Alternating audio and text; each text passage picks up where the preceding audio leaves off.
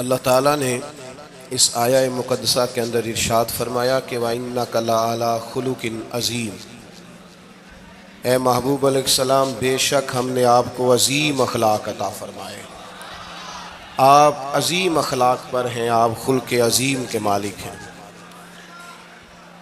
انسانی زندگی کے اندر کچھ چیزوں کی اور کچھ رویوں کی بڑی زیادہ ضرورت ہوتی ہے۔ یہ جو انسان کے اخلاقی رویے ہوتے ہیں نا، یہ بھی بڑی اہم ضرورت ہوتے ہیں انسانی زندگی کو گزارنے کے لیے۔ اگر رویوں میں اخلاق نہ ہو، لہجوں میں خوبصورتی نہ ہو، تو انسان کے لیے وقت گزارنا نہایت مشکل ہو جاتا ہے۔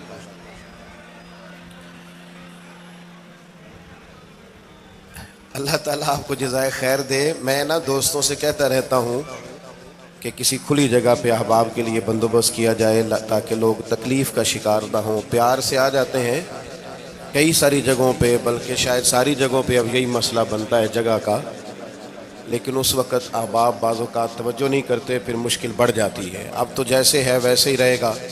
بھئی آپ بولیں تو نانا، آپ اتنا شور کریں گے تو میں بات کیسے کروں گا؟ اللہ تعالیٰ نے خیر کیا ہے، کچھ بہتری۔ اب ایک دفعہ بلند آواز سے درود شریف پڑھیں۔ الصلاۃ والسلام علیک یا رسول اللہ وعلی آلک واصحابک یا حبیب اللہ، الصلاۃ والسلام علیک یا نبی اللہ وعلی آلک واصحابک یا نور اللہ۔ عزیز دوستو، میں یہ عرض کر رہا تھا کہ اللہ تعالیٰ نے نبی پاک علیہ السلام کے اخلاق کی تعریف کی ہے۔ ہمارے زمانے میں یہ رویہ ہو گیا ہے کہ اگر اخلاق کی، کردار کی کوئی بھی بات کی جاتی ہے تو لوگ سمجھتے ہیں شاید یہ ایک بیٹا آپ دو لوگ رہ گئے ہیں، یہاں تو آپ بیٹھ جائیں، پیچھے آپ کے ساتھ اشارے دے رہے ہیں، آپ مہربانی کریں نا یار، میں نے تو کبھی اتنا ٹائم ہی نہیں لگایا جلسہ سیدھا کرنے میں، یہاں تو بڑی مشکل ہو گئی۔ اللہ آپ کو برکت دے، آپ تو بڑے پیارے لوگ ہیں، آئے سارے پیار سے ہیں، پر وہ پیار میں جیتنا چاہ رہے ہیں ایک دوسرے سے۔ حالانکہ پیار میں جو مزہ ہارنے کا ہے نا، جتن جتن تے ہر کوئی کھیڈے تو ہارن کھیڈ فقیرا، جتن دا مل کوڈی پیندائی ہارن دا مل ہیرا۔ اس میں تو قربانی دینی چاہیے، ایک دوسرے پر اظہار کرنا چاہیے، کہنا چاہیے یار آپ بیٹھ جائیں میں ذرا پیچھے چلا جاتا ہوں۔ یہ تو دینی ماحول ہے، اس میں تو اظہار کی ضرورت ہے۔ بہرحال عام دام برسر مطلب ہمارے ہاں لوگ سمجھتے ہیں کہ اخلاق کی بات کی جائے تو شاید یہ بڑا عام سا سادہ سا کوئی عنوان ہے۔ حالانکہ یاد رکھیے گا نبی پاک علیہ السلام نے فرمایا ہے میں مکارم اخلاق کی تکمیل کرنے کے لیے دنیا میں آیا، فرمایا میں اخلاق ہی کو تو مکمل کرنے آیا۔ اور نبی پاک علیہ السلام نے اخلاقی رویوں پر بہت زیادہ زور دیا ہے۔ حضور علیہ السلام فرماتے ہیں کہ قیامت کے دن میرے سب سے زیادہ قریب وہ شخص ہوگا جس کا اخلاق زیادہ اچھا ہوگا۔ ہمارے ہاں لوگوں نے اخلاق کا معنی بھی اپنی مرضی کا کیا ہوا ہے۔ بعض لوگوں کا خیال ہے کہ صرف میٹھا بولنا ہی اخلاق ہے، حالانکہ میٹھا بولنا بھی اخلاق ہے، لیکن صرف میٹھا ہی بولنا اخلاق نہیں۔ میٹھا تو لوگ اپنے مطلب کے لیے بھی بولتے ہیں، میٹھا تو اس لیے بھی بولتے ہیں کہ مجھے اب کام پڑ گیا ہے، اور بعض لوگوں کی ٹریننگ ہوتی ہے اس لیے وہ میٹھا بولتے ہیں۔ آپ کسی بہت بڑے شاپنگ مال پہ چلے جائیں تو وہاں جو سیلز مین ہوتے ہیں ان کی ٹریننگ ہوتی ہے کہ انہوں نے بولنا ہی میٹھا ہے، گاہک جتنی مرضی تلخی کرے وہ تلخ نہیں ہوتے، میٹھا بولتے ہیں۔ بعض لوگوں کی ٹریننگ ہوتی ہے امیر سے میٹھا بولتے ہیں، غریب سے میٹھا، تو یہ اخلاق نہیں، یہ تو انہوں نے کچھ دیر کے اپنے آپ کو سمجھایا ہے، قائل کیا۔ یاد رکھیے گا صرف میٹھا بولنا اخلاق نہیں بلکہ سچ بولنا اخلاق ہے۔ صبر، تحمل، بردباری، وفاداری اور بلند ترین اخلاق کا مالک وہ بندہ ہوتا ہے جو خوددار ہوتا ہے، کسی دنیا دار کے سامنے ہاتھ نہیں پھیلاتا۔ اللہ تعالیٰ نے جو اسے دیا ہوتا ہے اس پر راضی رہتا ہے، اس کے مزاج میں اس کی کو ذرا کم کر دیں، اس کے مزاج میں لالچ نہیں ہوتا، ہرس، ہوس، طمع، مفاد پرستی، یہ چیزیں جس آدمی کے مزاج میں نہیں ہوتی وہ شخص با اخلاق ہوتا ہے، اور بندے میں مروت ہو، وفاداری ہو، خلوص ہو، للہیت ہو تو بندہ با اخلاق ہے۔ میرے دوستو، جس طرح ہم اپنا مکان محنت کر کے تعمیر کرتے ہیں، اور تھوڑا سا بھی درزی اگر کپڑے میں فرق پیدا کر دیتا ہے تو ہمارے لیے مشکل ہوتا ہے پہننا۔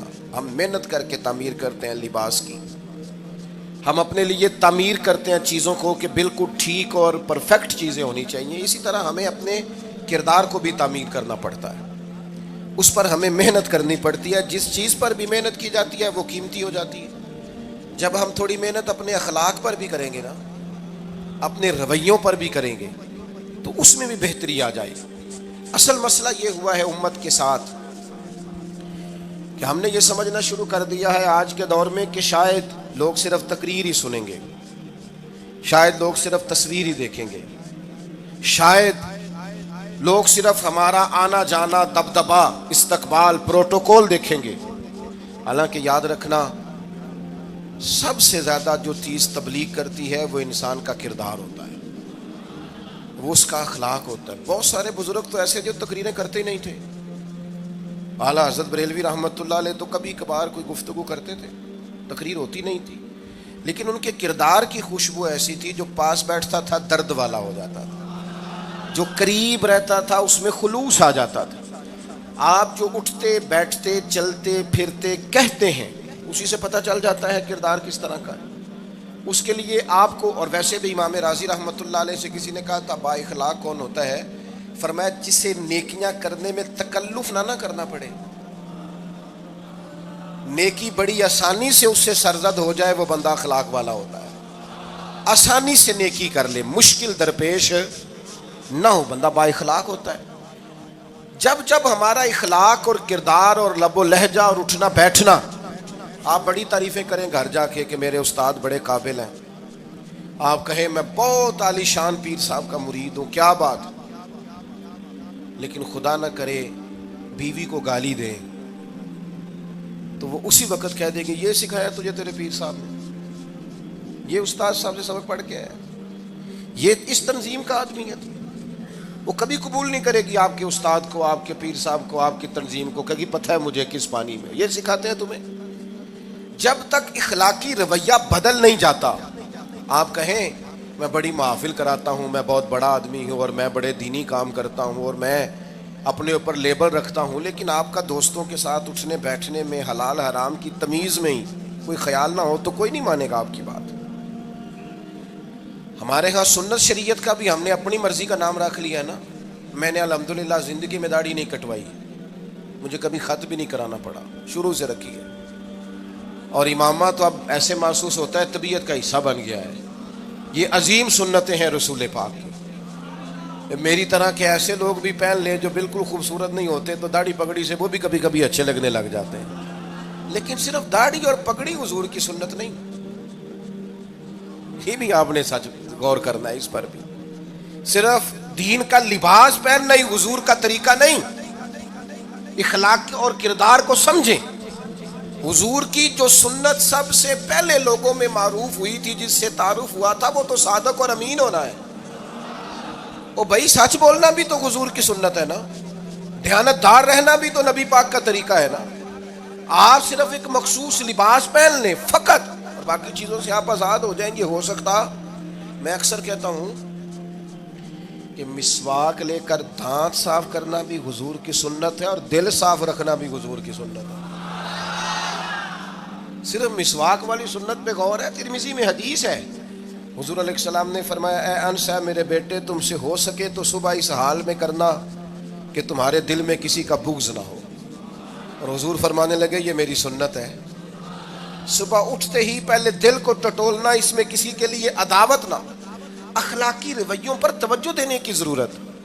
ہم میں سے نا بہت سارے لوگوں کی شان ہوتی ہے، پیر صاحب کی، علامہ صاحب کی، استاد ہوں، میں ٹیچر ہوں، میں پڑھا لکھا ہوں، میں مالدار ہوں، میں گھر کا بڑا ہوں۔ ہم خود بخود اپنی کوئی نہ کوئی شان بنا لیتے ہیں۔ کوئی آپ کی کسی نسبت سے عزت کرے تو اچھی بات، ہم خود بخود اپنی کوئی شان بنا لیتے ہیں، پھر ہم عزت کا مطالبہ کرتے ہیں۔ نتیجہ کیا نکلتا ہے؟ نتیجہ یہ نکلتا ہے جہاں ہمیں احترام کرنا چاہیے وہاں بھی ہم احترام کر نہیں پاتے۔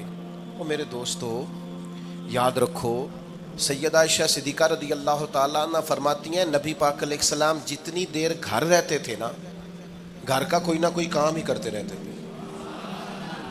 کوئی حرج والی بات ہے اگر آپ ہر مطلب گھر میں جا کے بیٹھ کے اتنا لمبا سفر طے کر کے آئے لیکن اندر جا کے بیٹھتے ہی کہا پانی کا گلاس لاؤ، بھئی آپ بھی تو لے سکتے ہیں، کوئی حرج والی بات ہے؟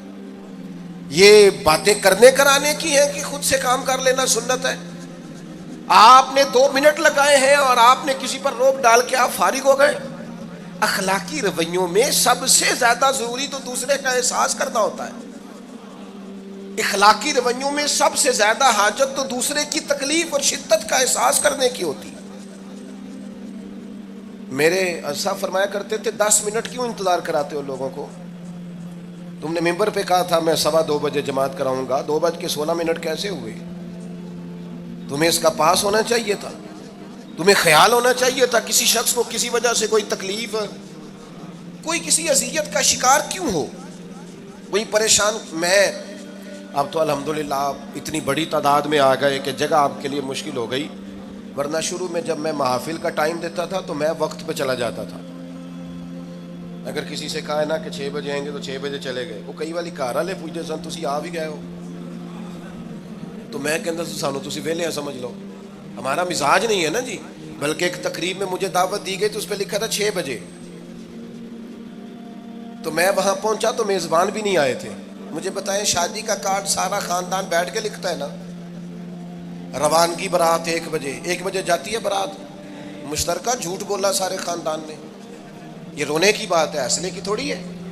مسلمان اور جھوٹ بولے، مشترکہ طور پہ کہا یہ جھوٹ ہے۔ محفل ہوگی بعد از نماز عشاء، تو ختم کب ہوگی یہ بھی تو بتائیں۔ آپ نے قوم کو تو ایک شخص کا بتایا تھا کہ فلاں صاحب خطاب کریں گے، یہ مقامی، قومی، عالمی شہرت یافتہ، یہ کہاں سے آ گئے؟ کیوں تکلیف دی گئی؟